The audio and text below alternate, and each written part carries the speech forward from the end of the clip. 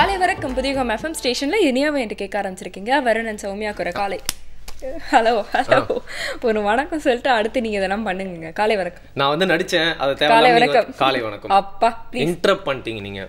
ஏன் நடிச்சீங்க? எத்தனை பேரோட கவலையை வந்து நான் அப்படியே ஆக்ஷன்லயே சொல்லி காம ட்ரை பண்ண தெரியுமா? நம்ம வந்து ஒரு ரியாலிட்டியா பேசிட்டு இருக்கும்போது எதுக்கு நீங்க வந்து ஃபிக்ஷன்லாம் கொண்டு வரீங்க? ஃபிக்ஷன்லாம் இல்லங்க. அப்புறங்க இப்போ வந்து ஏலியன்ஸ்லாம் நம்மள வந்து அட்டாக் பண்றத வந்து படத்துல தான் பார்க்கறோம். அது ஃபிக்ஷன். ஆனா நிஜமா ஏலியன்ஸ் மாதிரி டெய்லி வந்து நம்மள அட்டாக் பண்ணி நம்மளோட ரத்தத்துல உறிஞ்சிட்டு இருக்காங்களே. அவங்க மணி ஆனா வந்துருவாங்க. கண்டிதானே. அவங்கள வந்து வாம்பயர்ஸ்னு சொல்றதா இல்ல ஏலியன்ஸ்னு சொல்றதா? கரெக்ட். அது ரத்த காட்டேரின்னு தமிழ்ல கூட சொல்லலாம். இருந்தாலும் வந்து ஒரு டைலைட் ஃபீலிங் கொடுக்கணும் அப்படிங்கிறதுக்காக தான் இந்த மஸ்கிட்டோஸ்லாம் இருக்கு. அதுங்கலாம் ஒரு கொடியம் இருக்கும். அதுங்க கிட்ட இருந்து ஓடுங்க ஓடுங்க அப்படிங்கிற அளவுக்கு நம்ம தப்பிச்சு ஓட ட்ரை பண்ணிட்டே இருக்கோம். அதுக்கு நம்ம என்ன மிஷின் போடுறோம், மருந்து போடுறோம், அதை எரிய வைக்கிறோம். அண்ட் கார்பரேஷன்ல வந்து புகைலாம் அடிக்கிறாங்க. என்ன ட்ரை பண்ணி பார்க்கணும். எவ்வளோ நாள் புலம்பிக்கிட்டே இருக்கும். அதெல்லாம் கேட்டாது கொசு பக்கத்து ஊருக்கு போதான் பார்த்தா போவே மாட்டேங்குது. பெருகிட்டே தான் இருக்கு இல்லையா? கரெக்டியா. எல்லாருக்கும் வந்து பாத்தீங்கன்னா வந்து இப்போ வீடு கட்டுறாங்களோ இல்லையோ நெட்டு வச்ச கதவு வந்து முதல்ல போட்டுறாங்க அப்படின்னு தான் வந்து எக்ஸாக்ட்லி. எல்லாருக்குமே வந்து இந்த கொசு தொல்லை வந்து அதுவும் நகரத்துல வாழ்றவங்களுக்கு வந்து அது நரகமா மாத்திட்டு இருக்கிறதே இந்த கொசுக்கள் தான் வந்து சொல்லணும். ஸோ அந்த அளவுக்கு இதுல வந்து பிரச்சனைகள் இருக்கு. ஆனா இதுல இன்னொரு பெரிய பிரச்சனை என்னன்னா இது மூலமா வர டிசீசஸ் எல்லாம் பத்தி அதிகமா யாரும் கண்டுக்கிறது இல்ல. அது வந்து ரொம்ப ஃப்ரீயா விட்டுறாங்கன்றதுதான் ஒரு பிரச்சனை. அது மட்டும் இல்லாம அந்த கொசு இருக்கே அது வந்து ஒரு சாரார் மக்களுக்கு மட்டும் அதிகமான பிரச்சனை அப்படின்னு சொல்லிட முடியாது. அது வந்து பாரம்பரியம் பார்க்காம யாரா இருந்தாலும் கிடைக்கும். எல்லாருக்கும் அந்த பிரச்சனையை உருவாக்கி விடணும்னு நினைச்சா யார் வீட்டுக்குள்ள வேணாலும் வந்துடும். அதுக்கு எடுக்கக்கூடிய மெஷர்ஸ் அப்படிங்கிறது இப்போ நம்ம வீட்டில் மட்டும் இருந்தால் போதாது. நம்ம சுற்றுப்புறத்தில் இருக்க எல்லாருமே ஃபாலோ பண்ணதான் கொசு அப்படிங்கிற விஷயத்தை வந்து ஒழிக்க முடியும். ஏன்னா அது ஒரே இடத்துல பறந்து ஒரே ஒருத்தர் கடிக்க போற மாதிரியான ஒரு விஷயம் இல்லை இல்லையா? அது வந்து இங்க இருந்தா பக்கத்துல போய் இன்னொருத்தரையும் அட்டாக் பண்ற மாதிரி விஷயம் தான். So as a whole as a society எப்படி நம்ம வந்து கொசு ஒழிக்கலாம் அப்படிங்கிறத நான் சொன்னா யாருமே கேட்க போற மாட்டாங்க. ஏன்னா வந்து எனக்கே அதை பத்தி எதுவுமே தெரியாது. டெய்லி நான் போராடிட்டு இருக்கேன். ஸோ சூப்பரான ஒரு பர்சன் நான் வந்து அரேஞ்ச் பண்ணியிருக்கேன். அவர் வரேன்னு சொல்லியிருக்காரு. ஓகே, பட் அதுக்கு முன்னாடி வந்து நாம வந்து இந்த கொசுக்கள் மத்தியில வந்து வாடுறதுனால நம்ம கொஞ்சம் நிதானத்துல இருக்கணும். நம்ம வந்து எப்பயும் பாத்தீங்கன்னா பீஸ்ஃபுல்லா இருக்கணும்னா ஒரு முத்திரை. கரெக்ட். இந்த முத்திரையை கத்துக்கிறதுல என்ன ஒரு பெரிய ஒரு பிரச்சனை இருக்கு. அதுவும் ஒரு சேலஞ்சா ஏன் நம்ம வச்சுக்க போறோம் அப்படிங்கறத இந்த முத்திரை கத்துறதுக்கு அப்புறம் சொல்றேன். புதியுகம் நேயர்களுக்கு வணக்கம். தொடர்ந்து தினமும் பல முதிரைகளை நாம் பார்த்து கொண்டு அதனுடைய பலன்களை தெரிந்து கொண்டு வரும் தொடரில் இன்று பார்க்க இருப்பது பூசன் முதிரை. இது ஒரு எளிய முதிரை. இந்த முதிரையினுடைய பலன்கள் எப்படி இருக்கிறது என்பதற்கு முன்னால் நமது உடம்பை பற்றி நாம் சிறிது தெரிந்து கொள்ள வேண்டும். அதாவது மலச்சிக்கலே பெரும் சிக்கல். எல்லா நோய்களுக்கும் மூல காரணம் அதுவே. ஆக இதிலிருந்து நாம் வெளியில் வரணும் அப்படின்னா நம்மளுடைய சுவாச பாதையும் நுரையீரலும் பெருங்குடலும் சரியாக வேலை செய்ய வேண்டும். உடம்பில் பார்த்திங்கன்னா கழிவுகளை வெளியேற்றக்கூடிய சுத்திகரிப்பு நிலையங்கள் 3 இருக்கிறது. முதலாவது சிறுநீரகம், இரண்டாவது பெருங்குடல், மூன்றாவதாக நுரையீரல். இந்த 3ம் சரிவர இயங்கினால் நம்மளுடைய நோய்கள் பெரும்பாலும் நம்மை அணுகுவது இல்லை அல்லது நம்மை விட்டு வெளியேறிவிடும். அந்த 3 காரணங்களுக்காகவும் இந்த முத்திரை மிகவும் உபயோகமாக இருக்கும். எப்படி செய்கிறது அப்படின்னு பார்த்திங்கன்னா உங்களுடைய இடது கையில் இந்த முத்திரை எல்லாமே இனிமேல் வர்றது எல்லாமே வலது கையில் ஒரு மாதிரியும் இடது கையில் ஒரு மாதிரியும் இருக்கும். இந்த முத்திரை எப்படி செய்கிறதுன்னு பார்த்திங்கன்னா உங்களுடைய இடது கையில் இந்த முத்திரை வைத்திருக்க வேண்டும். அதாவது நடுவிரலும் மோதிர விரலும் பெருவிரலின் நுனியில் தொட வேண்டும். வலது கையில் உங்களுடைய முதல் 2 விரல்களை இந்த மாதிரி வச்சுருக்கணும். ஒரு 20 நிமிடம் கழித்து 15 நிமிடம் கழித்து குறைந்தது 15 நிமிடம் கழித்து வலது கையில் மட்டும் இந்த மாதிரி மாற்றிக்கணும். நல்லா கவனிங்க. இடது கையில் இந்த முதிரை வச்சுக்கணும். இந்த முதிரை நம்ம தனியாக பார்த்துருக்குறோம். இந்த முதிரை இடது கையில் வச்சுக்கோங்க. வலது கையில் இந்த முதிரை வச்சுக்கோங்க. இது ரெண்டும் சேர்ந்தது தான் பூசன் முதிரை. இடது கையில் இந்த முதிரையும் வலது கையில் இந்த முதிரையும் 15 நிமிடத்திற்கு மாற்றாமல் அப்படியே இருக்க வேண்டும். அடுத்து 15 நிமிடத்திற்கு வலது கையில் மட்டும் இந்த முதிரையை மாற்றிக்கோங்க. இந்த செட்டுக்கு பேர் பூசன் முதிரை. இடது கையில் இதே போல், வலது கையில் இப்படி, அடுத்த 15 நிமிடத்தில் இப்படி. இந்த செட்டுக்கு பேர் வந்து பூசன் முதிரை. இந்த முதிரை செய்வதன் மூலமாக பெருங்குடல் சுத்தமாகும், சுவாசப்பாதை அலர்ஜி சரியாகும், அதாவது நுரையீரல் பலம் பெறும். அடுத்ததாக நம்மளுடைய சர்க்கரை நோய்க்கு இந்த முதிரை மிகவும் உபயோகமாக இருக்கும். சர்க்கரை நோய்க்கு அடுத்து முதிரைகள் சொல்ல இருக்கிறோம். ஆனால் அந்த முதிரைகளை செய்யும் முன்னால் இந்த முதிரையை செஞ்சிட்டிங்கன்னா நம்மளுடைய மலக்குடல் சரியாச்சுன்னா சர்க்கரை நோய் எளிதாக சரியாகும். இப்படி முதிரைகளை பயன்படுத்துவதன் மூலம் நம்ம ஏற்கனவே மருந்து ஏதாவது சாப்பிட்டுட்டு இருந்தோன்னா அதை நிறுத்திடலாமா அப்படின்னு கேட்டிங்கன்னா அப்படியெல்லாம் செய்யக்கூடாது. ஏற்கனவே நீங்கள் ஏதாவது மருத்துவம் எடுத்துகிட்டு இருந்தீங்கன்னா அதனுடைய மருத்துவத்தின் தொடர்ச்சியாக இந்த முதிரைகளை பயன்படுத்துவதன் மூலம் முழுமையான தீர்வு கிடைக்கும். ஏதாவது ஒரு நோயினுடைய தாக்கம் இருந்துச்சு அப்படின்னா அது எவ்வளவு நாள் இருப்பது, நம்ம கூட எவ்வளோ நாள் இருக்கிறது அப்படின்றத பொறுத்து நம்ம உடனடியாக மருந்தை நிறுத்தலாமா அல்லது கொஞ்சம் கொஞ்சமாக நிறுத்தலாமா அப்படின்றது மருத்துவரினுடைய ஆலோசனை பெற்று செய்ய வேண்டும்.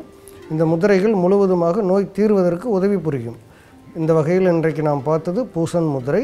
இதனுடைய பலன்கள் அப்படின்னு பார்த்தீங்கன்னா, பெருங்குடலை சுத்தம் செய்யும், நுரையீரலுக்கு பலம் தரும், சர்க்கரை நோய்க்கு ஒரு துணை முதிரையாக பயன்படும். தினமும் பல முதிரைகளை கற்றுக்கொள்வோம், தீராத நோய்கள் எல்லாம் தீர்த்து வைப்போம் என்ற உறுதிமொழியோடு மீண்டும் சந்திப்போம். நன்றி, வணக்கம். ஒரு சிம்பிள் முத்திரையை நம்ம கற்றுக்கிட்டு செய்யறது ஒன்றும் பிரச்சனை இல்லைங்க. அது கொசுக்கடியில் ஆடாமல் அசையாமல் செய்யறது தான் வந்து பெரிய பிரச்சனை. அதுதான் வந்து சொன்னேன். ஏன்னா ஒரு பீஸ்ஃபுல்லான சுச்சுவேஷனில் செய்யணும் அப்படின்னா வந்து நில் அப்படின்னு தான் சொன்னேன். எந்த இடமே இல்லை, எல்லா இடத்துலையும் கொசுக்களின் அராதகம் தான் நம்ம வந்து எக்ஸாக்ட்லி. நம்மளோட ஸ்டூடியோவில் நம்ம நிகழ்ச்சியை பார்க்கறதுக்கே ஒரு 100 கொசு வந்துடுது இல்லையா அந்த ஆடியன்ஸ் அப்படிங்கிறீங்க. இன்னைக்கு வந்து நம்ம இந்த மஸ்கிட்டோ சம்மந்தமாக பேசிட்டு இருந்தோம் இல்லையா? வரும் வந்து பார்த்தீங்கன்னா இப்போ செயற்கையாக நிறைய விஷயங்கள் வந்து வந்திருக்கு. இந்த புகை வந்து அடிப்பாங்க ஸ்ட்ரீட் ஃபுல்லாக. அதுக்கப்புறம் வீட்டில் வந்து இந்த மஸ்கிட்டோ ரெப்பலண்ட்லாம் யூஸ் பண்ணுவாங்க, காயில்ஸ் யூஸ் பண்ணுவாங்க, அதுக்கப்புறம் வந்து மருந்து கூட வந்து நம்ம ஸ்கின்ல அப்ளை பண்ணுவாங்க. பட் இந்த மாதிரி ஆர்டிஃபிஷியலான விஷயங்கள் யூஸ் பண்ணும்போது வந்து கொஞ்சம் வந்து பயமா தான் இருக்கு. ஏன்னா இது மூலமா நம்மளுக்கு என்ன பிரச்சனை வரும் அப்படிங்கறதையும் யோசிக்கணும்ல. கரெக்ட்டுங்க. எனக்கு தெரிஞ்சு நம்ம தான் இந்த ஆர்டிஃபிஷியலான விஷயங்கள்லாம் தேடி அலைஞ்சு போயிட்டு இருக்கோம். எனக்கு தெரிஞ்சு இந்த கொசுங்கெல்லாம் இவ்வளவு ஹெல்த்தியா இருக்கிறதுக்கு காரணம் வந்து அதுங்க ஏதோ ஒரு நேச்சரான மருத்துவ முறையை அவங்களே ஃபாலோ பண்ணிக்குது அப்படின்னு நினைக்கிறேன். அதுங்களே அப்படி பண்றப்போ நம்ம இந்த நேச்சர் சம்பந்தப்பட்டே வந்து மெடிசன்லாம் தேடி போக மாட்டோம். இப்போ உதாரணத்துக்கு நம்மளுக்கு என்ன பிரச்சனைனாலும் இப்போ நேச்சுரோபதி மாதிரி விஷயங்கள் மூலமா தீர்வு கண்டா வந்து நம்மளுக்கு நல்லது தானே. ஓகே, ஸோ இன்னைக்கு என்ன பிரச்சனைக்கு வந்து நேச்சுரோபதியில வந்து ஒரு தீர்வு இருக்கு? தெரியாம தான் இவ்வளவு பேசிட்டு இருந்தோம். பார்க்கலாம்.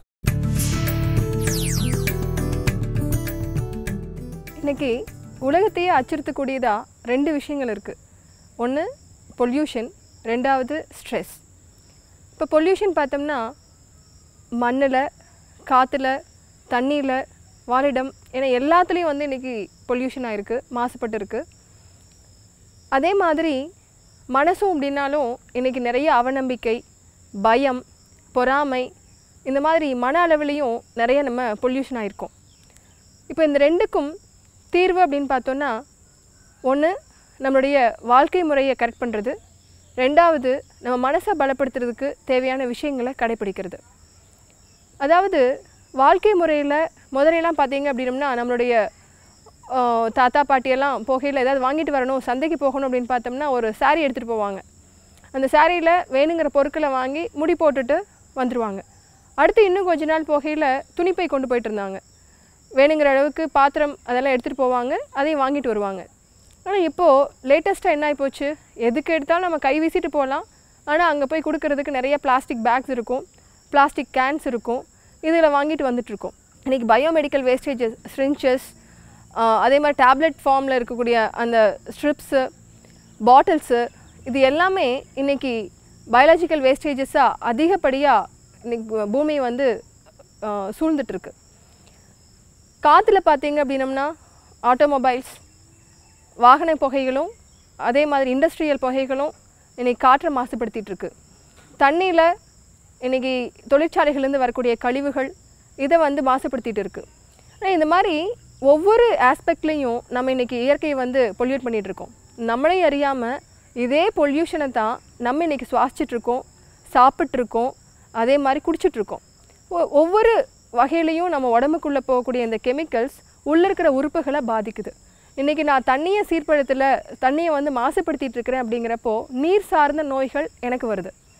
காற்றை நான் மாசுபடுத்துகிறேன் அப்படின்னம்னா நுரையீரல் சார்ந்த நோய்களாக எனக்கு வருது. மண்ணை வந்து நான் பொல்யூட் பண்ணுறேன், நிறைய பூச்சிக்கொல்லி மருந்து போடுறேன், களைக்கொல்லி மருந்து போடுறேன். மண்ணை வந்து நம்ம பாலித்தீன் பேக்ஸ்னால் கவர் பண்ணி மண்ணை வந்து சுவாசிக்க முடியாமல் மலர்த்தன்மை பண்ணுறேன் அப்படின்னா எனக்கு அதே மலட்டுத்தன்மையும் அல்லது அடுத்த ஜெனரேஷனுக்கு இது வருது. ஸோ இது எல்லாத்தையும் நம்ம மாற்றம் செய்தால் தான் நம்மளுடைய வாழ்க்கை முறையானது நல்லாயிருக்கும். ஸோ இந்த மாதிரி விஷயங்களை தான் நம்ம இயற்கையை வாழ்வியல் முறைகளாக சொல்கிறோம். அதாவது நாம் பயன்படுத்தக்கூடிய ஒவ்வொரு விஷயத்தையும் இயற்கை சார்ந்த விஷயங்களாக இருக்கணும். பாலித்தீன் பேக்ஸை பயன்படுத்தக்கூடாது. இயற்கையாக விளையக்கூடிய காய்கறிகளையும் பழங்களையும் தானியங்களையும் பயன்படுத்தணும். இயற்கை மருத்துவத்தை கடைப்பிடிக்கணும். காற்று இயற்கையான சூழல் ஏற்படுத்துறதுக்காக நிறைய மரங்களையும் செடி கொடிகளையும் வைக்கணும். இன்றைக்கி துளசி மற்றும் மூங்கில் இந்த 2க்கும் காற்றை வந்து சுத்தப்படுத்தக்கூடிய தன்மை அதிக அளவில் இருக்குது. அதனால் ஒவ்வொருத்தர் வீட்லேயும் ஒரு துளசி செடியோ அல்லது ஒரு மூங்கில் செடியோ நட்டணும் அப்படின்னம்னா அது நம்மளை சுற்றி இருக்கக்கூடிய காற்றை வந்து மாசு இல்லாமல் சுத்தமான காற்றை தரக்கூடியதாக மாற்றக்கூடியது. இந்த மாதிரி என்னென்ன விஷயங்கள் நம்ம இயற்கை முறையில் இசைஞ்சு வாழணும் அப்படின்னம்னா நம்மளுடைய சுற்றுப்புறமானது பூமியானது சுத்தமாக இருக்கும். இந்த விஷயத்தையெல்லாம் நம்ம இயற்கை வாழ்வியல் முறையாக நம்ம கற்றுக் கொடுக்குறோம். இதன் மூலமாக நம்ம அடுத்து வரக்கூடிய தலைமுறையினர்களுக்கு நம்மளுடைய பூமி தாயை நன்கு அழகான ஒரு பூமி தாயாக விட்டு செல்வோம். நிறைவான வாழ்க்கைக்கு வழிகாட்டுவோம்.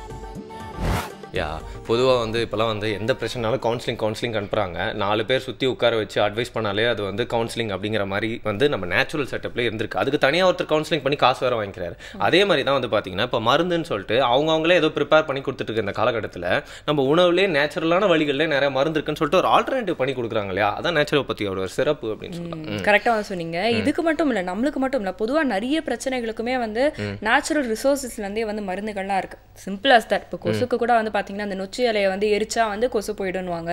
இந்த தைல இலை, வேப்ப இலையெல்லாம் வந்து எரிச்சா கொசு போயிடும் அப்படிங்கிற மாதிரி நேச்சுரலான ரெமெடிஸ் நிறைய இருக்கும்பொழுது நாம அதை பத்தி தெரிஞ்சு வச்சுக்கிறது நல்லது. பாருங்க, லைட்டா நானே டிப்ரெஸ் ஆயிட்டேன். காலையிலேயே வந்து சாயங்காலம் வரக்கூடிய கொசுக்களை பத்தி வந்து நம்ம வந்து பேசுனதுனால எனக்கு இப்பயே லைட்டா டிப்ரெஸ் ஆயிடுச்சு.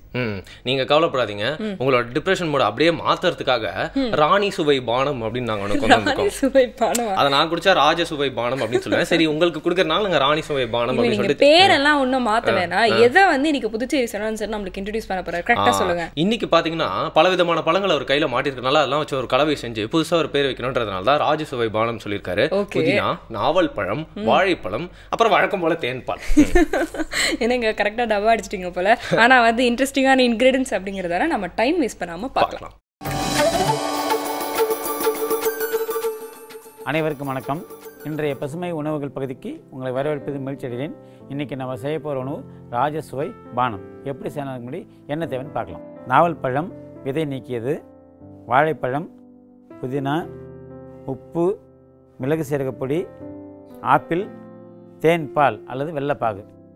நாவல் பழம் ரொம்ப நல்ல பழம். இது பார்த்திங்கன்னா கோடை காலத்தில் கிடைக்கிற பழத்திலே வந்து அதிக சத்துள்ள பழம். சர்க்கரை வியாதியெல்லாம் குணப்படுத்துகிற அளவுக்கு இது வந்து நிறைய மருத்துவ குணம் உள்ளது.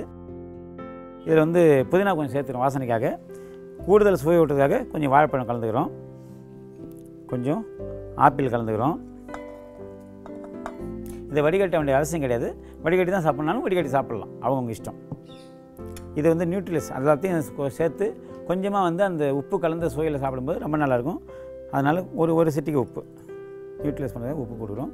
அடுத்தடுத்த முறை இந்த ஜூஸ் பண்ணும்போது உப்பு போட வேண்டிய அவசியம் கிடையாது. அதே மாதிரி காரம் கொஞ்சமாக போட்டுக்கிறோம்.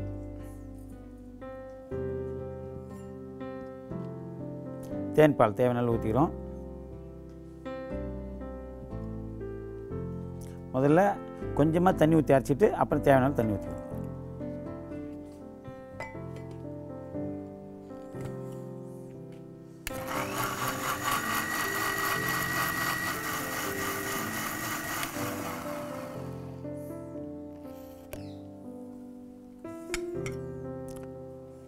பாருங்கள், இதில் யாரும் ஆப்பிள் கலந்துக்கிறாங்க வாழைப்பழம் கலந்து சொல்லவே முடியாது. இந்த நிறத்தை பார்த்துட்டு பூராவே நாவப்பழ நிறத்திலே வரும். ரொம்ப நல்ல சுவையோடு இருக்கும். நிறமும் வித்தியாசமாக இருக்கும். பசங்களுக்கு பார்க்குறதுக்கு வந்து ரொம்ப கவர்ச்சியாக இருக்கும். இந்த கலர்லாம் இந்த கலரில் எந்த பழமும் கிடைக்காது முதல்ல. அது ரொம்ப சுவையான பழம். கோடை காலத்தில் கிடைக்கக்கூடிய ரொம்ப ஸ்பெஷலான பழம். இது சாப்பிட வந்து உடம்புக்கு ரொம்ப அதிகமாக, அதாவது இது வந்து இந்த கொட்டையெல்லாம் பார்த்திங்கன்னா தோற்பு சுவையுடைய கொட்டை. இந்த பழம் வந்து வித்தியாசமான சுவையில் இருக்கும். இது சாப்பிடும்போது இந்த இனிப்பு சுவையோடு இந்த நாவப்பழம் சாப்பிடும் குளுக்கோஸை மாதிரி உள்ளே போகும்போது நிறைய உள்நோய்களை குணப்படுத்தும். வெளியே தெரியாத உள்நோய்கள், சின்ன நோய்கள்லாம் இது குணப்படுத்தும். ரொம்ப நல்ல உணவு. வேறு ஒரு நல்ல பசுமை உணவோடு அடுத்த நிகழ்ச்சி சந்திக்கலாம். நன்றி. சூப்பர். என்னதான் வந்து இதெல்லாம் பார்த்தாலும் ருசிச்சு பார்த்தா நல்லா தான் இருக்கும்னு தோணுது. ஆனால் என்ன பண்ணுறது, கெஸ்ட்டு வேறு வர வச்சுட்டோம். அவர்கிட்ட நம்ம கொஸ்டின்ஸ்லாம் நிறைய கேட்க வேண்டியிருக்கு. மஸ்கிட்டோவை பற்றி ஒரு நாள்லாம் உருவாக்குறதுக்கு காரணமான அந்த மஸ்கிட்டோவை ஏங்க இப்படி டென்ஷன் ஆகுறீங்க? நீங்கள் இந்த மாதிரிலாம் வந்து இருக்கக்கூடாது. நம்ம வந்து டென்ஷன் ஆனால் நிறைய விஷயத்தை வந்து கற்றுக்கூடாது. இன்னைக்கு வந்து வேர்ல்ட் மஸ்கிட்டோ டே இல்லையா? கொசு சம்மந்தமாக என்ன விஷயங்கள் நம்ம இன்னைக்கு வந்து பேச போகிறோம். ஒருவேளை இந்த நோய்கள் அது மாதிரியா அந்த மாதிரி நினச்சா இன்னைக்கு நம்மளோட கெஸ்ட் வந்திருந்தாரு. நம்ம இன்டர்வியூக்கு முன்னாடி சும்மா ஒரு 2 நிமிஷம் அவர்கிட்ட பேசினதுக்கே வந்து lots and lots of information வந்து கிடைச்சது. சோ அது என்னது அப்படிங்கறத வந்து ஆடியன்ஸ்க்கும் நம்ம வந்து நிறைய விஷயங்கள் வந்து சொல்ல வேண்டியிருக்கு. எக்ஸாக்ட்லி. சோ வந்து நம்ம சார் கிட்ட நிறைய क्वेश्चंसலாம் கேட்க போறோம். யாரு அப்படிங்கறத இன்ட்ரோ듀ஸ் பண்ணி வச்சிருக்கோம். ஓகே, சென்னை கார்ப்பரேஷனோட retired health officer doctor Guhanathan அவர்கள் தான் வந்திருக்காங்க. வணக்கம் sir. Thank you so much for coming sir. Sir, இந்த கொசு பத்தி உங்க பாவம் வெறுத்தே போயிட்டாங்க போல. அதனால தான் வந்து என்ன பண்ணலாம் அப்படிங்கிற ஒரு மோட்டிவோட இன்னைக்கு உங்ககிட்ட வந்து கேட்கலாம்னு இருக்கோம். ஃபர்ஸ்ட் ஆஃப் ஆல் அந்த டேயோட ஹிஸ்டரியை பத்தி தெரிஞ்சுக்க விரும்புறோம் சார். ஏன்னா இன்னைக்கு ஒரு வேர்ல்ட் மஸ்கிட்டோ டே அப்படிங்கிற விஷயத்தை பத்தி பேச போறோம்னா அதோட ஹிஸ்டரி, அதுக்கான காரணம் என்னன்னு சொல்லுங்க சார். வேர்ல்டு மஸ்கிட்டோ டே கொஞ்சம் மாற்றி நம்ம சொல்லலாம்னு நினச்சேன். நான் வேர்ல்டு மஸ்கிட்டோ ப்ரிவென்ஷன் டேன்னு சொல்லலாம்னு நினைக்கிறேன். நான் மஸ்கிட்டோ குறைக்கணுன்ட்டு ஏன் இந்த மஸ்கிட்டோவுக்கு அவ்வளோ இம்பார்ட்டன்ஸ் கொடுக்குறோன்னா அந்த கொசுக்களால் பரவுகின்ற நோய்கள் உலகத்தில் வந்து 1 மில்லியன் மக்களை கொன்று குவிக்கிறது ஒரு வருஷமும். 1 மில்லியன் மக்கள் தொகையானது இந்த கொசுக்களால் அழிக்கப்படுகிறது. அதே மாதிரி உலகத்தில் வந்து 30% மக்கள் வந்து கொசுக்களுடைய தாக்குதலுக்கு ஆளாகக்கூடிய சூழ்நிலையில் இருக்கிறார்கள் என்பது ஒரு முக்கியமான விஷயம். இதை வந்து ஆகஸ்ட் 20ஆம் தேதி கொண்டு வந்ததுக்கான காரணம் என்னென்னா, ரொனால்ட் ராஸ் என்ற ஒரு பெரிய டாக்டர், பிரிட்டிஷ் ஆஃபீஸர், அவர் ஒரு பிரிட்டிஷ் ஆஃபீஸருடைய மகனாக இந்தியாவில் பிறந்தார். அவர் வந்து ஒரு சில மருத்துவ ஆய்வுகளை செய்தார். இன்றைக்கி இருக்கிற ஐஏஎஸ் வந்து அந்த காலத்தில் ஐசிஎஸ்ன்னு இருந்தது, இந்தியன் சிவில் சர்வீஸ்ன்னு சொல்லிட்டு. அப்போது கூடவே இந்தியன் மெடிக்கல் சர்வீஸ் ஐஎம்எஸ்ன்னு ஒன்று இருந்தது. அந்த இந்தியன் மெடிக்கல் சர்வீஸ் தான் அந்த ரொனால்ட் ராஸ் இருந்தார். அப்போ வந்து மஸ்கிட்டோஸுடைய ப்ராப்ளத்தை பற்றி அவர் டாக்டர் மேன்சனுடைய ஆராய்ச்சியை தொடர்ந்து அவர் பண்ணும்போது, அந்த கொசுக்கள் வந்து மனிதன் இன்ஃபெக்ட் ஆன மலேரியா என்ற கிருமியால் பாதிக்கப்பட்ட மனிதனிடமிருந்து கொசுக்கள் வந்து இன்ஃபெக்ட் ஆகுதுன்ற விஷயத்தை தொடர்ந்து ஆய்வு பண்ணி ஆகஸ்ட் 20ஆம் தேதி செகண்டராபாத், இன்றைக்கி இருக்கிற ஆந்திர பிரதேசனுடைய செகண்டராபாத்தில் வந்து அதை கண்டுபிடிச்சி டிக்ளேர் பண்ணிவிட்டு, அதுக்கு பிறகு அவருக்கு வந்து நோபல் ப்ரைஸ்லாம் கிடைக்குது. அப்புறம் அவருக்கு அதை எப்படி தடுத்து நிறுத்துறது, எப்படி கண்ட்ரோல் பண்ணுறது, மக்களுடைய சீரழிவை எப்படி மக்களுடைய இறப்புகளை எப்படி தடுக்கிறதுன்றதெல்லாம் ஆய்வு பண்ணதுனால அவருக்கு நோபல் ப்ரைஸ்லாம் கொடுத்துருக்காங்க. அதனால தான் இந்த ஆகஸ்ட் 20ஆம் தேதி ரொனால்ட் ராஸ் என்ற ஒரு பெரிய மருத்துவ ஆய்வாளர், ஆராய்ச்சியாளர், பெரிய எழுத்தாளர், ஒரு நல்ல ஒரு கவிஞர் கூட அவர் வந்து ஆகஸ்ட் 20ஆம் தேதி செகண்டராபாத்தில் மஸ்கிட்டோ கிருமியை கண்டுபிடித்து, அந்த கிருமியானது மனிதனிடமிருந்து கொசுக்களுக்கு பரவுது, வயசு வருஷம் கொசுக்கள் மூலமாக மனிதனுக்கு பரவுது கண்டுபிடிச்சனால இந்த நாளுக்கு இந்த இம்பார்ட்டன்ஸ் சேர்க்கப்படுகிறது. ஓகே, ஸோ இந்த நாள் பற்றி வந்து சொன்னீங்க சார். ஸோ இப்போ மஸ்கிட்டோ அப்படிங்கிறது வந்து பார்த்திங்கன்னா வந்து ஒரு பர்டிகுலர் மாதம் அந்த மாதிரி வந்து பரவக்கூடிய ஒரு விஷயம் தானே. ஸோ இந்த மஸ்கிட்டோ தொல்லை அப்படிங்கிறது வந்து எந்த மாதத்தில் அதிகமாக இருக்கும், எந்த சமயத்தில் அப்படின்னு சொல்லுங்கள். இந்த மஸ்கிட்டோஸ் வந்து அதிகமான வந்து மழை பெய்கிற காலங்களில் அதிகமாகும். அதே மாதிரி கொஞ்சம் குளிர்காலத்துலேயும் இன்க்ரீஸ் ஆக ஆரம்பிக்கும். வெயில் அதிகமாக அதனுடைய குறைவு கொசுக்களுடைய எண்ணிக்கை குறைய ஆரம்பிக்கும். ஏன்னா தண்ணீருடைய தேக்கங்கள் குறைஞ்சிரும். எப்பப்பெல்லாம் இந்த சுற்றுப்புற சூழ்நிலையில் தண்ணீரானது தேங்குதோ, அது எப்படி குட்டைகளில் தேங்கினாலும் சரி, வீட்டினுடைய மேலே தேங்கினாலும் சரி, பாத்திரங்களில் தேங்கினாலும் சரி, எப்பப்பெல்லாம் தண்ணி தேங்கி இருக்குதோ அங்கெல்லாம் அப்போ காலத்தில் வந்து கொசுக்கள் உற்பத்தி ஆகும். இந்தியாவில் பொறுத்தவரை குறிப்பாக தமிழ்நாட்டில் வந்து இந்த கொசுக்களுடைய எண்ணிக்கை அதிகமாக இருக்கிறது வந்து ஆகஸ்ட், செப்டம்பர், அக்டோபர், நவம்பர் வரலும், டிசம்பர் வரலும் கூட வரும். ஆனால் தண்ணீர் குறைச்சலாகும்போது ஜனங்கள் நிறைய தண்ணீரை வந்து சேமித்து வச்சுக்கிறாங்க. பணம் சேர்த்துக்கிற மாதிரி வீட்டில் நிறைய பாத்திரத்தை வச்சு முன்னெச்சரிக்கையாக ஒரு 5-6 நாளைக்கு தண்ணி சேர்த்து வைப்பாங்க. எந்த தண்ணீர் வந்து ஒரு வாரத்துக்கு மேலே தேக்கி வைக்கப்படுகிறதோ அங்கே வந்து கட்டாயமாக கொசு உற்பத்தி ஆகும்.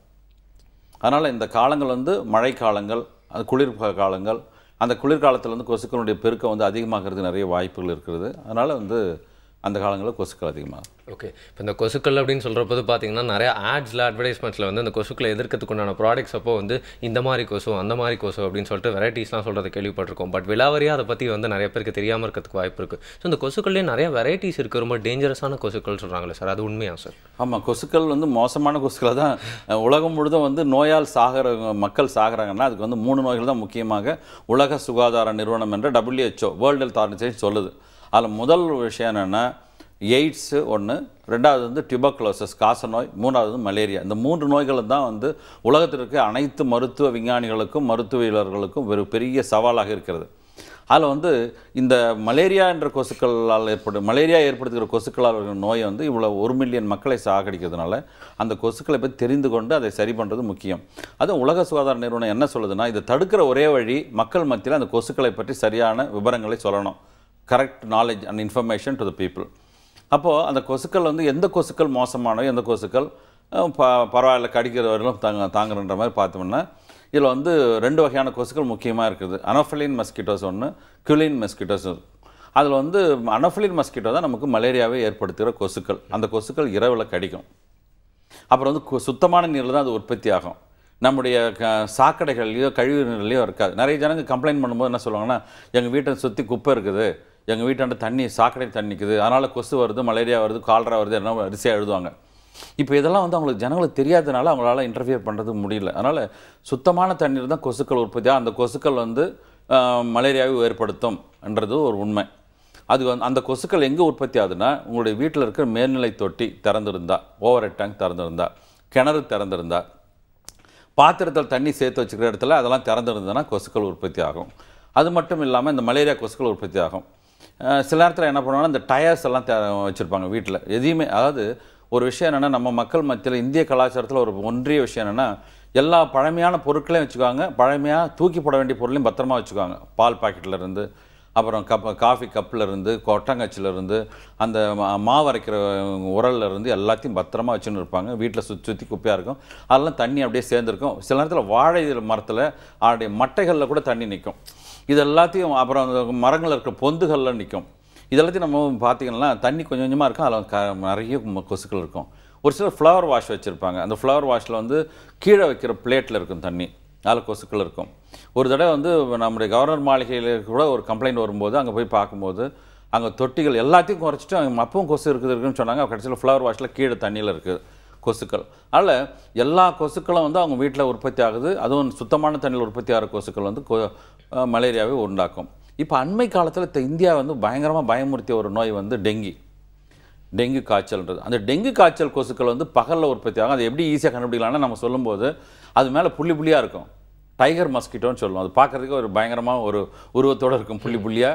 அந்த கொசு பகலில் தான் கிடைக்கும், அது ராத்திரியில் கிடைக்காது. எங்கே கிடைக்குன்னா ஸ்கூலில் கிடைக்கும், ஆஃபீஸில் கிடைக்கிறதுக்கு வாய்ப்பு இருக்குது. அப்புறம் பகலில் கிடைக்கிற கொசுக்கள் தான் அந்த ஒழிக்கிறது கூட மருந்துகள் வந்து காலையிலையும் மாலையிலையும் நாங்கள் அடிப்போம். அந்த கொசுக்கள் டெங்கு உற்பத்தி ஆகும். அதே கொசுக்கள் வந்து சிக்கன் குனியான்றது எல்லாம் கை காலெலாம் வீங்கிடும். அப்புறம் ஒரு வருஷத்துக்கு மேலே இன்னும் கூட ஒரு சில நோயாளிகள் வரும்போது எனக்கு அந்த 3 வருஷத்துக்கு முன்னாடி சிக்கன் குனியா வந்ததுலேருந்து முட்டி வலி அப்படியே இருக்குது சார்னுவாங்க. அந்த சிக்கன் குனியா ஏற்படுத்துகிற இந்த 3 தான் நமக்கு ரொம்ப என்டாஞ்சரிங். அந்த ஜாப்பனீஸ் என்கெஃபலைட்டிஸ்லாம் ஏற்படுற கொசுக்கள் வந்து நம்ம ஊரில் அதிகமாக கிடையாது. அதை பற்றி நம்ம பேச வேண்டியது முக்கியமானது. இந்த மலேரியாவையும் டெங்கியும் சிக்கன் குனியா ஏற்படுத்துகிற கொசுக்கள் வந்து ஈஸியாக மக்கள் கண்டுபிடிக்கலாம். சுத்தமான நீர் தான் உற்பத்தி ஆகும். அப்புறம் இந்த கூவத்தில், அடையார் கெனாலில், பக்கியன் கெனாலில், அப்புறம் ஓட்டேரி நல்லா, விருகம்பாக்கம் கெனால், எம்ஜிஆர் கெனால், இது மாதிரி கெனால்ஸ் வந்து ஒரு 30 கெனால் இருக்குது. அதனுடைய கிலோமீட்டர் வந்து 138-40 கிலோமீட்டர் இருக்கும். அதிலெல்லாம் உற்பத்தி ஆகிற கொசுக்கள் வந்து அந்த மலேரியாவையோ அல்லது டெங்கியோ அல்லது சிக்கன் குனியோ ஏற்படுத்தாது. ஆனால் அந்த கொசுக்கள் ஒரு வகையை வந்து நம்முடைய யானைக்காலை ஏற்படுறதுக்கு வாய்ப்பு இருக்குது. அந்த கொசுக்கள் கடிச்சே மனுஷனுக்கு உதறிடும். அதாவது ஜனங்க மத்தியில் தூங்க முடியல சார். நாங்கள் அந்த சைதாப்பேட்டை சைடெல்லாம் பார்த்திங்களா, சைதாப்பேட்டை சைடு, அப்புறம் அந்த கூவம் ஓரத்தில் இருக்கிறவங்க, பக்கியன் கெனால் சைடில் இருக்கிறவங்க, அடையார் கெனால் இருக்கிற ஜனங்கள்லாம், அந்த கெனால் ஓரத்தில் இருக்கிற ஜனங்களுக்குலாம் ரொம்ப கஷ்டப்படுவாங்க. முகம்லாம் வந்து கம்ப்ளைண்ட் பண்ணுறது முகம்லாம் புள்ளியாக இருக்கும், கையெல்லாம் ஒடுவாக இருக்கும். அந்த கொசுக்கள் கடித்து அவங்களை தொந்தரவு பண்ணும். அந்த கொசுக்களில் தோல் வியாதிகள் வர்றதுக்கு வாய்ப்பு இருக்கிறது, முட்டி வலி வரும், ஆர்த்தரைட்டிஸ் வர்றதுக்கு வாய்ப்பு இருக்குது ஒரு சில வைரல் இன்ஃபெக்ஷனில். பொதுவாக வந்து எல்லா கொசு மேலேயும் எல்லா பழியும் போடுறதுக்கு இப்போ வந்து வகை தெரிஞ்சு இவங்களால தான் இந்த நோய் வந்து உருவாகுது அப்படின்னு நம்மளுக்கு தெரிஞ்சிருக்கு இல்லையா? இன்னைக்கு வந்து வேர்ல்ட் மஸ்கிட்டோ டே இல்லையா? நான் கூட வந்து யோசிச்சுட்டு இருந்தேன், இன்னைக்கு எதுக்காக மஸ்கிட்டோ டே அப்படின்னுவாங்க, ஏன் மஸ்கிட்டோட பர்த்டேவா அப்படின்னு யோசிச்சுட்டு இருந்தேன். ஆனால் வந்து அதை வந்து ப்ரிவென்ஷன் டே அப்படிங்கிற மாதிரி நம்ம மாற்றணும் அப்படிங்கிறது வந்து சார் சொன்னதுல இருந்து தெரியுது இல்லை? மஸ்கிட்டோ வந்து நம்மளை கடிச்சு தொல்லை பண்ணி, ஆனால் அதுக்கே வேர்ல்டு மஸ்கிட்டோ டேன்னு அது பேர்லேயே ஒரு டே வந்து வைக்க வச்சிருச்சு. அப்போனா அது எவ்வளோ பெரிய மோசக்கார கொசுவாக இருக்கும். அது மட்டும் இல்லாமல் சைனாவில் இந்த பாப்புலேஷனை கண்ட்ரோல் பண்ணுறதுக்கு எவ்வளோ மெஷர்ஸ் எடுத்துட்டு இருக்காங்க. ஆனால் நம்ம இந்தியாவில் வந்து இன்னும் கொசுவோட ப்ரீடிங்கை கம்மி பண்ணுறதுக்கு எவ்வளோ மெஷர்ஸ் எடுத்துட்டு இருக்கோம். ஸோ இந்த பிரச்சனையை வந்து நம்ம சமாளிக்கிறதுக்கு ஒரு நாள் முடியலன்னா அது நம்ம கிட்ட இருந்தால் ஆரம்பிக்கணும் அப்படின்னு சார் சொல்லிட்டு இருக்காரு. இன்னும் எப்படிலாம் நிறைய பிரச்சனைகள்லாம் சரி பண்ணலாம் சார் கிட்ட கேட்கலாம். வேர்ல்டு மஸ்கிட்டோ டே இல்லை, இந்த மஸ்கிட்டோ கார்கிட்ட வந்து சவுண்ட் போட்டாலே நம்மளால பொறுக்க முடியாது. கடிக்கிறது மட்டும் எப்படி தான் பொறுத்துக்கிறோமோ இல்லை, பழகி போச்சு அப்படின்னு நிறைய பேர் சொல்கிறாங்க. பழகி போயிடக்கூடாது அப்படிங்கிறதுக்காக தான் பேசிட்டு இருக்கோம் இல்லையா? கரெக்ட். அதுவும் சென்னை வாசிகளுக்கு வந்து மஸ்கிட்டோ இல்லைன்னா வந்து என்ன நம்ம ஏதாவது வந்து கனவு கண்டுட்டு இருக்கோம் அப்படின்னு தான் வந்து யோசிப்பாங்க. அந்த அளவுக்கு வந்து நம்மளுடைய இதில் கலந்து போயிடுச்சு அப்படின்னு சொல்லலாம். எக்ஸாக்ட்லி. அது வந்து கலந்து போறது எந்த அளவுக்கு வந்து பிரச்சனை ஆயிட்டு இருக்கு அப்படின்னு தான் சார் கிட்ட நிறைய விஷயங்கள் கேட்டுட்டு இருக்கோம். தொடர்ந்து பேசலாம். ஒவ்வொரு டைப் ஆஃப் கொசு பற்றியும் சொன்னீங்க. ஒரு டைப் ஆஃப் மஸ்கிட்டோஸ் வந்து ஒரு டைப் ஆஃப் டிசீஸை வந்து பரப்பும் அப்படிங்கிற மாதிரி சொன்னீங்க. இதுக்கு வந்து ஒரே சீசனில், இப்போ நீங்கள் சொன்ன மாதிரி இந்த மழை சீசன், குளிர்காலம், இந்த மாதிரியான சீசனில் மட்டும்தான் இந்த நோய்கள் வரதுக்கான வாய்ப்பு இருக்கா? அதாவது இந்த மலேரியா, டெங்கு இதெல்லாம் இல்லை எல்லா சீசன்லுமே வரதுக்கான வாய்ப்பு இருக்கா? அந்த கொசுக்களுடைய அந்த அந்த பைட்ஸ் வந்து ரொம்ப அதிகமாக இருக்கிற நேரத்தில் நோய்கள் பரவுறதுக்கு வாய்ப்பு இருக்கிறது. அது இல்லாத காலத்தில், அந்த மழை காலங்கள் இல்லாத நேரத்தில் அந்த நோய் கிருமியுடைய தொற்று உள்ளவர்களுக்கு அந்த நோயினுடைய தாக்கம் இருக்கும். ஆனால் அதிக எண்ணிக்கையில் இருக்காது. இப்போ கொசுக்களே இருக்காது, ஆனால் மலேரியா நோய் இருக்கும். ஏன்னா அவர் வந்து மஸ்கிட்டோ, அந்த மலேரியா பேரசைட்டை வந்து கேரியர் ஸ்டேஜ், அவர் உடம்புல வாழ்ந்துக்கினே இருக்கும் அந்த கொசுனுடைய கிருமிகள். அதனால் கேரியர் ஸ்டைல் இருக்கும்போது அந்த கொசுக்களுடைய எண்ணிக்கை குறைவாக இருக்கும்போது நோய்கள் இருக்கிறது வாய்ப்பு இருக்கிறது. அதுதான் ட்ரீட்மெண்ட் கொடுக்கும்போது கூட அந்த கிருமியானது உடம்புலேருந்து அகற்றவரில் நம்ம ட்ரீட்மெண்ட் கொடுக்கணும்னு சொல்லுவாங்க. அதே மாதிரி ரத்த தடவல்களை எடுத்து செக் பண்ணுவோம். அந்த டெஸ்ட் பண்ணிவிட்டு அதுக்கு அந்த மலேரியா பேரசைட் இருக்குதுன்னு பார்த்தா அது ட்ரீட்மெண்ட் கொடுத்து முடித்த பிறகு ஒரு மாதம் 1.5 மாதம் கழித்து மறுபடியும் பிளட் டெஸ்ட் பண்ணி அந்த கிருமி இல்லைன்றதை உறுதிப்படுத்தணும். அப்படி செய்ய மாட்டாங்க. நிறைய டாக்டர்ஸும் சரி, அதே மாதிரி லெபார்ட்டரியும் சரி, ஜனங்களுக்கும் அந்த விஷயம் தெரியாத அவங்க போய் மறுபடியும் செக் பண்ணி அது இல்லைன்றதை கண்டுபிடிப்பாங்க. இப்போ வெளிநாட்டில் என்ன பண்ணுறாங்க, மலேரியா குளோரோக்வின் டேன்னு கூட சொல்லுவாங்க. அந்த முடித்த பிறகு ஒரு 3 வருஷத்துக்கு அந்த மாத்திரை வாரத்துக்கு ஒரு நாள் ஒன்று சாப்பிடுவாங்க. அதனால் வந்து இந்த கொசுக்களுடைய பாதிப்பு அதிகமாக இருக்கிறது வந்து குளிர்காலம் மழை காலத்தில் அதிகமாக இருக்கும். அது வெயில் காலங்களில் அதனுடைய தொடர் நோயினுடைய தாக்கம் இருக்கும் மொழியே அதிக எண்ணிக்கையில் இருக்காது. ஓகே, இப்போ கொசுவால் இந்த மாதிரி பேராசைட்ஸ் மூலிமா ஏற்படுற பிரச்சனைகள் வந்து விளக்குனீங்க சார். இதே மாதிரி நிறைய பிரச்சனைகள் வரதுக்கான வாய்ப்பு இருக்கிறப்போ, இப்போ கொசு கடிச்சிருச்சு நம்ம உடம்புல அந்த ப்ராப்ளம் வந்துருச்சு அப்படிங்கிறத எப்படி ஐடென்டிஃபை பண்ணுறது, அப்படி நம்ம ஐடென்டிஃபை பண்ணோன்னா உடனே நம்ம என்ன பண்ணணும் அப்படின்னு சொல்லுங்கள் சார். இப்போ முதல்ல நான் என்ன சொல்லுவேன்னா, இந்த விஷயத்துக்கு நிறைய விஷயம் நம்ம பேசும்போது அதனுடைய விளைவுகளை பற்றி தான் பேசுகிற மொழியாக அது காரணத்தை பற்றி நம்ம பேசவே கிடையாது. அது ஒரு பெரிய வருத்தமான விஷயம். வளர்ந்துபட்ட நாடுகள், இந்த இண்டஸ்ட்ரியல் கண்ட்ரிஸ் அல்ல வெஸ்டர்ன் கண்ட்ரிஸ் எல்லாத்துலேயுமே வந்து அவங்க வந்து காரணத்தை ஆய்வு செய்து சரி பண்ணாங்க. இப்போ மாநகராட்சியில் நாங்கள் வேலை செய்யும்போது நிறைய பொறியாளர்கள் வந்து வெளிநாட்டெலாம் போயிட்டு மாதிரிகளை தெரிஞ்சுக்கின்னு வருவாங்க. ஒரு லேர்னிங் விசிட் மாதிரி போவாங்க. அவங்க கலிஃபோர்னியா, அமெரிக்காவுடைய பல இடங்கள், யூரோப்பியன் கண்ட்ரிஸு, ஹாங்காங் எல்லாம் போய் பார்த்துட்டு வந்து ரொம்ப நல்லா இருக்குதுன்னு ஸ்லைட்லாம் போடுவாங்க. அப்போ நான் கேட்பேன், கொசுக்கள்லாம் அங்கே இருக்கா, கொசுக்கு மருந்து அடிக்கிறாங்களா? அடிக்கவே இல்லை டாக்டர் அப்படின்வாங்க. ஏங்க அடிக்கிறது இல்லைன்னு சொன்னால், ஆமாங்க அடிக்கிறதே இல்லை. ஏன்னா உலக சுகாதார நிறுவனம் என்ன சொல்லுதுன்னா, கொசுக்கள் உற்பத்தியாவதே வந்து ஒரு சிட்டியோட டெவலப்மெண்ட்டு, அந்த designing development, it's an engineering problem தான் சொல்கிறான். Basically it's an engineering problem. இப்போ இங்கே கொசுக்கள் சென்னையில் நீங்கள் எடுத்து பார்த்தீங்களா, இல்லை தமிழகத்தில் எடுத்து பார்த்தீங்களா, கொசுக்கள் அதிகமாக நியூசன்ஸ் கொடுக்குற கொசுக்கள் வந்து கால்வாய்கள் அதிகமாக இருக்கும். கால்வாய்கள், குட்டைகளில் இருக்கும். சில நேரத்தில் வயல்வெளிகளோடு இருக்கலாம். ஆனால் அந்த மலேரியாவையும் டெங்கியும் ஏற்படுத்துகிற கொசுக்கள் அதிகமாக நகரங்களில் வந்து வீடுகளில் தான் இருக்கும். அப்போது 60-70% கொசுக்கள் நோய்களை, மலேரியாவையும் டெங்கி சிக்கன்குனியா ஏற்படுத்துகிற கொசுக்கள் உங்கள் வீட்டிலேருந்து உற்பத்தி பண்ணுறீங்க. ஆனால் கடிச்சு உபத்திரம் பண்ணுற கொசுக்கள் வந்து கூவ கனாலில், அடையார் கனால், பக்கியன் கனாலில் வருது. அப்போது ஒவ்வொரு வீட்லேயும் நீங்கள் ஒரு 10 நிமிஷம் செலவு பண்ணி, வாரத்துக்கு ஒரு 10 நிமிஷம் அல்லது 1/2 மணி நேரம் செலவு பண்ணி உங்கள் வீட்டில் இருக்கிற மேல்நிலை தான் அந்த, இப்போ பாருங்கள் மழை பெய்யுது, இப்போ டெரஸில் வந்து அங்கே இலைகள்லாம் இருக்கும், தண்ணி நின்று இருக்கும், அதை நீங்கள் பார்க்கவே மாட்டீங்க. அது அப்படியே நின்று அங்கே கொசு உற்பத்தி. எந்த இடத்துல தண்ணீர் வந்து ஒரு வாரத்துக்கு மேலே, 7 நாட்களுக்கு மேலே தண்ணி நிற்குதோ அந்த இடத்துல கொசு கட்டாயமாக உற்பத்தி ஆகும். எழுதி வச்சுக்கோங்க. அதை நீங்கள் சரி பண்ணணும். அப்புறம் வந்து அந்த ஷேடெல்லாம் வச்சுருப்பீங்க, அந்த ஷேடில் தண்ணி நிற்கும். அதில் வந்து ஓட்டை போட்டிருப்பீங்க, அது அடைஞ்சி ரொம்ப வருஷமாக இருக்கும், அதை நீங்கள் பார்த்தே இருக்க மாட்டீங்க, அதில் தண்ணி நிற்கும். அப்புறம் வீட்டில் அந்த கொட்டாங்கச்சி ஒரு பக்கம் கிடக்கும், டயர்ஸ் ஒரு பக்கம் கிடக்கும், பிளாஸ்டிக் பொருள் கொஞ்சம் கிடக்கும், அப்புறம் மரங்களில் வந்து பொந்துகள்லாம் இருக்கும். இதெல்லாம் சுத்தம் பண்ணி ஒரு நாளைக்கு, ஒரு வாரத்துக்கு ஒரு நாள் சுத்தம் பண்ணால் ரொம்ப நல்லது. அதே மாதிரி மேல்நிலை தொட்டிகளை மூடணும். நிறைய பேர் என்ன சொல்லுவாங்க, மேல்நிலை தொட்டி மூடின தண்ணீர் எப்படி சுவாசிக்கும், தண்ணிக்கு எப்படி வெயில் படம்லாம் ஒரு சில பெரிய அதிகாரிகளே கேட்டிருக்காங்க, பெரிய கல்வியில் உயர்ந்தவர்களோட கேட்டிருக்காங்கன்னு வச்சுக்கோங்களேன். அவங்க கேட்கும்போது எப்படி அவங்களுக்கு பதில் சொல்கிறதுன்னு எனக்கு தெரியாது. அப்போல்லாம் என்ன இப்படி கேட்டாங்களே எப்படி சொல்கிறது. அப்போ தான் அவன் சொன்ன, தண்ணீர் வந்து சுவாசிக்கிறது கிடையாது, நம்பர் 1. நம்பர் 2, சூரிய வெளிச்சம் பட்டால் அப்புறம் அதில் பாசியெல்லாம் உற்பத்தியாகி நிறைய வந்து கிருமிகள் தொற்று ஏற்படும். 3வது, பூமிக்கடியிலும் தண்ணி எடுக்கிற மாதிரினா சூரிய வெளிச்சத்தை பார்த்துன்னு சுவாசிச்சுன்னு இருக்கா? இல்லை. அப்போ ஆமாம் அப்படியா, கரெக்ட், அப்போ மூடுங்க. 1919 சென்னை மாநகரத்தினுடைய சட்டத்திட்டங்கள் எழுதின மெட்ராஸ் முனிசிபல் கார்பரேஷன் ஆக்ட் அவன் போடும்போது ஆங்கிலேயர்கள்லாம் எழுதினாங்கன்னா, மேல்நிலை தொட்டி மூடி இருக்கணும், கிணற்றை மூடி இருக்கணும். எப்படி மூடி இருக்கணும்னா, hermetical sealing and scientific closure. Hermetical sealing and scientific க்ளோஷர்னா காற்று புகாத வண்ணம் மூடணும் அப்படின்றதான் இருக்குது. அதை மூடாதவங்களுக்கு அப்போவே 50 பைசா, ₹1 ஃபைன் போட்டிருக்காங்க 1919. இன்றைக்கி அந்த ஃபைன் வந்து எவ்வளோ போயிருக்குன்னா, ஒரு ₹100, ₹150 வருது. யார் பயப்படுவாங்க? அதே மாதிரி அந்த ஜனங்க வந்து இதெல்லாம் மூடணுன்றது, 1 கோடி 2 கோடி கட்டி வீடு கட்டுறவங்க வந்து அந்த மேல்நிலை தொட்டியும் கீழ்நிலை கிணறையும் மூடணும், அல்லது தண்ணீர் தேங்காத வகையில் வீடை டிசைன் பண்ணணுன்றது ஏன் தெரிய மாட்டேங்குது? அதே மாதிரி கொசுக்கள் நிறைய இருக்குல்ல, டிசைன் பண்ணுவோம். வந்து கதவுங்களுக்கு எல்லாத்துக்கும் வந்து மஸ்கிட்டோ மெஷஸ் வந்து போட்டு கட்டுங்களேன், ஏன் கட்ட மாட்டேறீங்க? அதே மாதிரி வீட்டில் இருக்க கழிவுகளை வந்து அப்பப்போ தீர்வு செய்யணுன்றது ஏன் என்ன இருக்க மாட்டேங்குது? இதெல்லாம் செஞ்சீங்கன்னா உங்கள் வீட்டில் கொசு இருக்காது. சில நேரத்தில் எல்லாத்தையும் எங்கள் வீடு சுத்தமாக இருக்குது வந்து பாருங்கள் சார்வாங்க. ஆனால் அதை சுற்றி இருக்கிற ஒரு 150 அடி தூரத்துக்கோ அல்லது ஒரு 1.5 கிலோமீட்டர் தூரத்தை ரவுண்டு எடுத்து பார்த்தீங்கன்னா அவங்க வீட்டை சுற்றி மற்ற வீடுகளில் இதே மாதிரி இருந்தாலும் அவங்க கொசு எங்களுக்கு வர்றது வாய்ப்பு இருக்குது. ஏன்னா 1.5 கிலோமீட்டர் தூரத்துக்கு அது பறக்கிற கொசுக்கள்.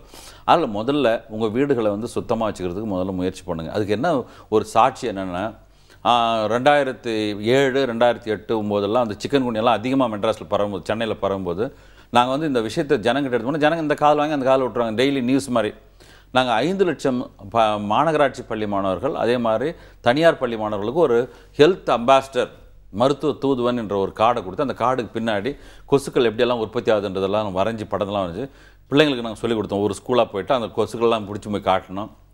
தண்ணியில் அந்த லார்வா புழுக்கள் எப்படி இருக்கலாம் காட்டணும். நீங்கள் உங்கள் வீட்டுக்கு போயிட்டு ரொம்ப பாதுகாப்பாக உங்கள் அப்பா அம்மாண்ட சொல்லி இதெல்லாத்தையும் எடுத்து வெளியில் வைங்க, உங்கள் வீட்டில் இருக்கிற குப்பையெல்லாம் எடுத்து வெளியில் வைங்க, மேலெலாம் ஏறும்போது உங்கள் அப்பாவை கூட்டு போய் மேலே ஏறி அந்த டெரஸ்லாம் சுத்தம் பண்ண சொல்லுங்கள், இப்படிலாம் சொன்னோம். எல்லாம் எங்கள் அஃபீஷியல்ஸ் ஒரு சில கமிஷன்லாம் என்ன சொன்னாங்கன்னா, இதெல்லாம் நடக்கிற காரியமாக டாக்டர்லாம் சொன்னாங்க. நடந்தது.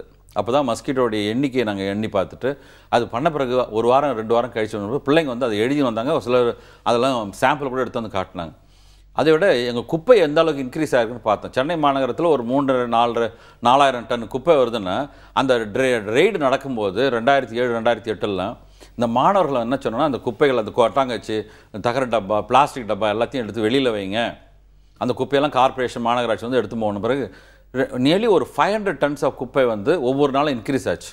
பிள்ளைங்க வந்து வெளியில் வச்ச பிறகு அந்த 5 லட்சம் மாணவர்கள் வந்து 5 லட்சம் வீடுகளுக்கு போய் செஞ்சதும் இல்லாமல் அவங்க வீட்டை சுற்றி இருக்கிற ஒரு 15 வீடு 20 வீடை நீங்கள் பார்த்து போய் சொல்லுங்கள், டெய்லி இந்த கார்டை எடுத்து போய் காட்டி நீ வந்து அம்பாசிடர் அப்படின்னு சொல்லிட்டு போங்கன்னு பெருமையாக போய் சொன்னாங்க. நீங்கள் நம்ப மாட்டீங்க, அந்த ப்ரோக்ராம் நடத்தின பிறகு மஸ்கிட்டோனுடைய குறைச்சல் எண்ணிக்கை குறைஞ்சி சிக்கன் குனியாவுடைய பரவுதலும் சென்னையில் மிக அதிகமாக கண்ட்ரோல் பண்ணப்பட்டது. இந்த எக்ஸாம்பிள் வந்து மும்பை மாநகராட்சியிலும் சரி டெல்லி மாநகராட்சியில் இதே கார்டை அவங்க ஹிந்தியில் மாற்றி அங்கெல்லாம் யூஸ் பண்ணாங்கன்றது ஒரு பெரிய விஷயம். இப்போ சொல்கிறப்போ பார்த்தீங்கன்னா புரியாத இல்லை தெரியாத சில இன்ஃபர்மேஷன்ஸ்லாம் நிறைய பேர் சொல்கிறதுக்குள்ள வாய்ப்பு இருக்குது. அதாவது சில பேர் மட்டும் தேடி தேடி கடிக்குதான் கொசு, சில குழந்தைங்களை மட்டும் கடிக்குது. அதே மாதிரி வந்து பெண் கொசு தான் அதிகமாக கடிக்கும் அப்படிலாம் சொன்னாங்க. தப்பாக நினச்சிக்காதீங்க.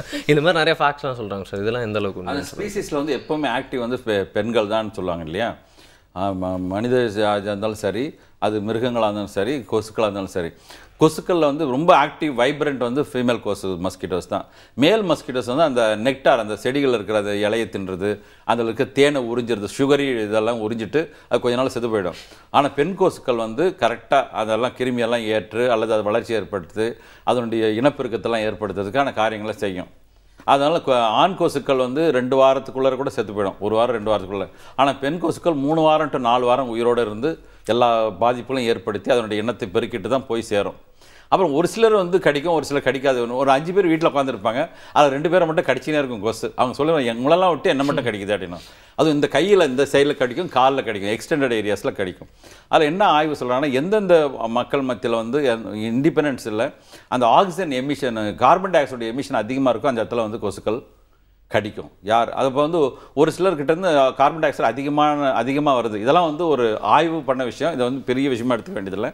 அப்படிப்பட்டவங்களும் கடிக்கிறது நிறைய வாய்ப்பு இருக்கும். அதே மாதிரி ரொம்ப டார்க் ட்ரெஸ்ஸஸ் போட்டுருக்கிட்ட போகும். வெளிச்சமான இடத்துல கொசுக்கள் போகாது. கொசுக்கள் ரொம்ப பிரில்லியண்ட்டாக தான் இருக்கும். அதுங்க மூளை வந்து இன்னும் ஒன்றும் பெருசாக இல்லைன்னாலும் அதுங்க வந்து ரொம்ப திறமையாக அது வந்து டார்க்கர் பிளேஸுக்கு போவோம். அப்புறம் கலரி இதற்கு போவோம். அதனால தான் இப்போ சொல்லும்போது இந்த கொசுக்கள் அதிகமாக இருக்குது, நோய்கள் இருக்கிற வரும்போது ஃபுல் ஸ்லீவ் சட்டை போடுங்க, அப்புறம் பளிச்சுனுக்கு சட்டை போடுங்க, டார்க் ட்ரெஸ்ஸஸ் போடாதீங்க, இருட்டில் உட்காராதீங்க, மரத்துக்கீழே உட்காராதீங்க. அது கூல் பிளேசஸ், டார்க்கி பிளேசஸ், அப்புறம் வந்து அதுக்கு ஷெல்டர் எடுக்கிற இடத்துலலாம் போயிட்டு உட்காராதீங்கன்னு சொல்லுவாங்க. அதனால் மஸ்கிட்டோஸ் வந்து தே ஆர் ஆல்சோ ப்ரிஃபரன்ஷியல். ஒரு சிலருக்கு அந்த பிளட் குரூப் சார்ந்த ஒரு சிலர் கடிக்குன்னு சொல்லுவாங்க. பிளட் குரூப் சார்ந்தவங்கள்ட்ட அதெல்லாம் வந்து பெரிய விஷயங்கள்லாம் நீங்கள் எடுத்துக்க வேண்டியதில்லை. ஆனால் யாருக்கிட்ட இருந்து அந்த துர்நாற்றங்கள் வருதோ அல்லது கார்பன் டை ஆக்சைடு அதிகமாக வருதோ அல்லது அவங்களுடைய எக்ஸ்டெண்டட் ஓப்பன் ஏரியாஸ் உடம்புல இருந்தால் அவங்களாம் கடிக்க ஆரம்பிக்கும். இது ஒரு முக்கியமான ஒரு விஷயம். இன்னைக்கு வந்து வேர்ல்டு மஸ்கிட்டோ டேல வந்து டாக்டர் குஹாநாதன் நிறைய விஷயங்கள் வந்து சொல்லிட்டு இருக்காரு.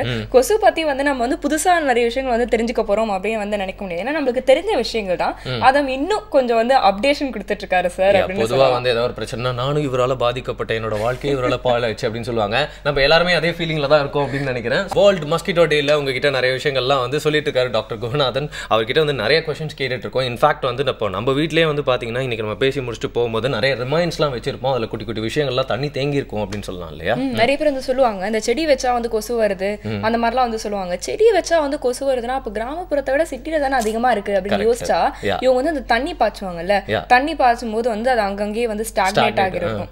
நிறைய தண்ணி பாய்ச்சிருவாங்க, தேவைக்கு அதிகமா வந்து இந்த மாதிரியான விஷயங்களும் வந்து கொஞ்சம் கான்சென்ட்ரேட் பண்ணணும்.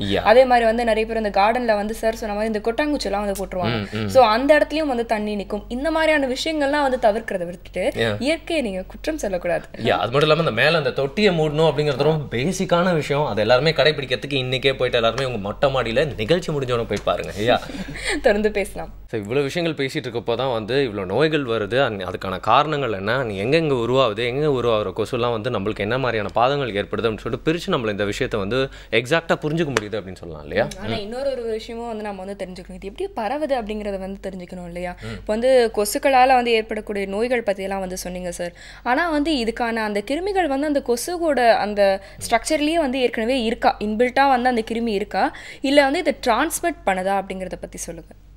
ஆக்சுவலாக இது வந்து வைஸ் வர்சா மாதிரி முதல்ல வந்து ரொனால்ட் ராஸ் கண்டுபிடிச்ச முதல் விஷயம் என்னென்னா, மலேரியாவில் பாதிக்கப்பட்ட ஒரு மனிதனிடமிருந்து மலேரியா கிருமியே இல்லாத ஒரு கொசு வந்து இன்ஃபெக்ட் ஆச்சுன்னு தான் கண்டுபிடிச்சார் அவர் வந்து ரத்தத்தை குடிக்க வருது. அந்த அனோஃபிலிஸ் மஸ்கிட்டோஸ்க்கு வந்து ரத்தம் தான் தேவைப்படுது. பிளட் ப்ரோட்டீன் தான் அதுக்கு உணவு. அதில் பிளட் கடிக்கிறதுக்கு வருது. கடித்த பிறகு அதை வந்து ஆராய்ச்சி பண்ணும்போது அந்த கொசு அவர் டிசைட் பண்ணி பார்க்கும்போது அந்த பிளாஸ்மோடியம் ஃபால்சிஃபரம், பிளாஸ்மோடியம் வைவாக்ஸ்னு ஒரு கிருமி இருக்குது, அவர் கண்டுபிடிச்சார். அதே மாதிரி அங்கே இந்த இன்ஃபெக்ட் ஆன மஸ்கிட்டோஸ் வந்து இன்னொரு நோயே இல்லாத ஒரு மனுஷனை கடிக்கும்போது அது வந்து அதனுடைய சலைவாலிருந்து அதை வந்து இன்ஜெக்ட் பண்ணிடுது, அங்கே பரவ ஆரம்பிக்குது. ஓகே. அதில் பிளாஸ்மோடியம் ஃபால்சிஃபரம்ன்றது பிளாஸ்மோடியம் வைவாக்ஸ், பிளாஸ்மோடியம் ஃபால்சிஃபரம் ரெண்டுமே மலேரியா கிருமிகள். இந்த கிருமிகள் வந்து கொசுக்கள் மூலம் பரவுது. கொசுக்கள் அதே மாதிரி இன்ஃபெக்ட் ஆன மனுஷங்கிட்ட வந்து கொசுக்களுக்கும் பரவுது, வைஸ் வர்சா மாதிரி. இது எப்போ ஆரம்பிச்சதுன்னு சொல்லி கேட்டோம்னா, இப்போ நம்முடைய இந்திய வரலாற்று மருத்துவ வரலாற்றுனா பிசியில் சுஷ்ருதான ஒரு பெரிய டாக்டர் இருந்தாருன்னு சொல்லுவாங்க, பெரிய மருத்துவங்க. அவர் வந்து கொசுக்கள் வந்து ஒரு நோயை உருவாக்குதுன்றதை கண்டுபிடிச்சிருக்காங்க. அதில் இந்த பிளாஸ்மோடியம் வைவாக்ஸு, பிளாஸ்மோடியம் ஃபால்சிஃபரம் என்ற மலேரியாவை ஏற்படுத்தக்கூடிய இந்த கிருமிகள் மனிதர்கள் மத்தியிலையும் கேரியர் ஸ்டேஜில் இருக்குது, கொசுக்கள் மத்தியிலையும் இருக்குது. ஆனால் கொசுக்களுடைய லைஃப் டைம் வந்து ஒரு மாதம், அதிகபட்சம் 1 மாதன்றதுனால அது செத்து போயிட போகுது. ஆனால் பர்மனெண்ட்டாக ஹோல்டு பண்ண போகிற மனுஷன் தான். அந்த மனுஷன் நம்ம ட்ரீட்மெண்ட் பண்ணும்போது மனுஷனுடைய உடம்புல இருந்து அந்த பேராசைட்டை நீக்கிறது தான் முக்கியமான ஒரு விஷயமாக இதில் கருதப்படுகிறது.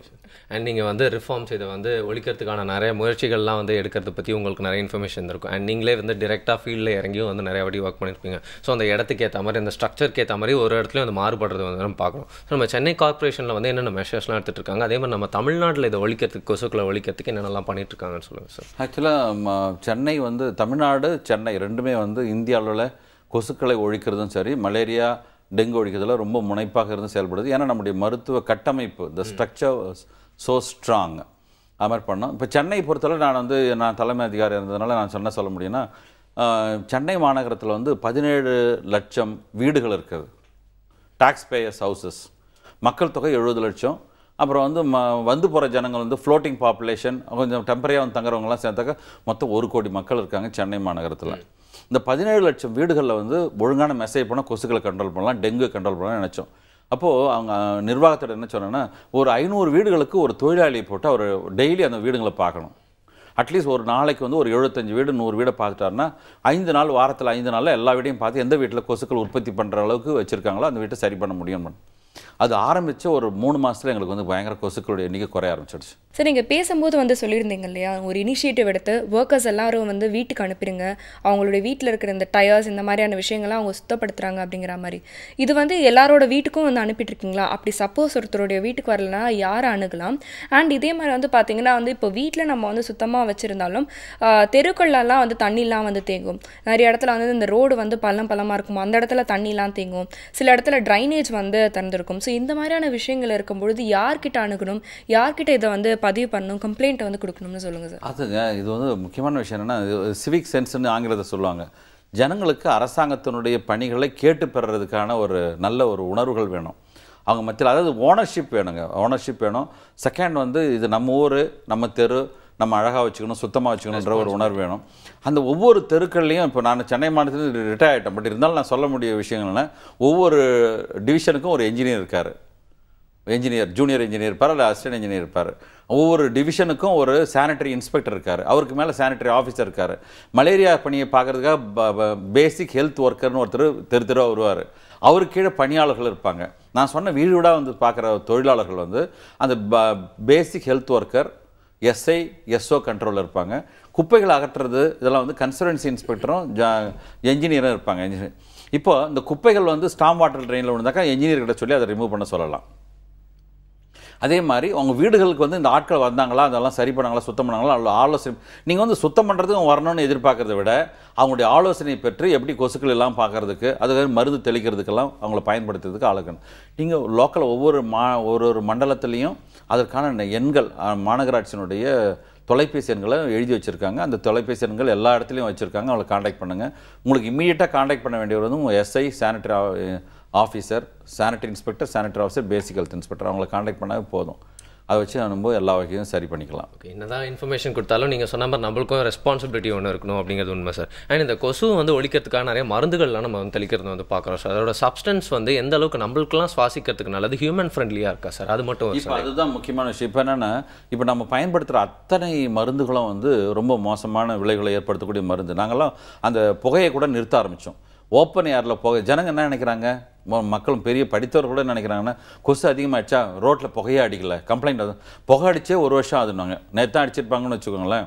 நாங்கள் வந்து திருப்பி சொல்லுவோம், அந்த புகை வந்து நல்லது இல்லைம்மா, ஆஸ்மா ஏற்படுத்தும், சுவாச நோய்களை ஏற்படுத்தும், தொடர்ந்து அதிகமாக செலவு யூஸ் பண்ணும்போது புற்றுநோய்களை ஏற்படுத்தக்கூடிய வகைகளில் மோசமான விளைவுகளை ஏற்படுத்தும். அதெல்லாம் அவாய்ட் பண்ணணும். நம்ம கொசுக்களுடைய ஒழிக்கிறதுக்கு நீங்கள் வீட்டை சுத்தமாக வச்சாவே போதும்.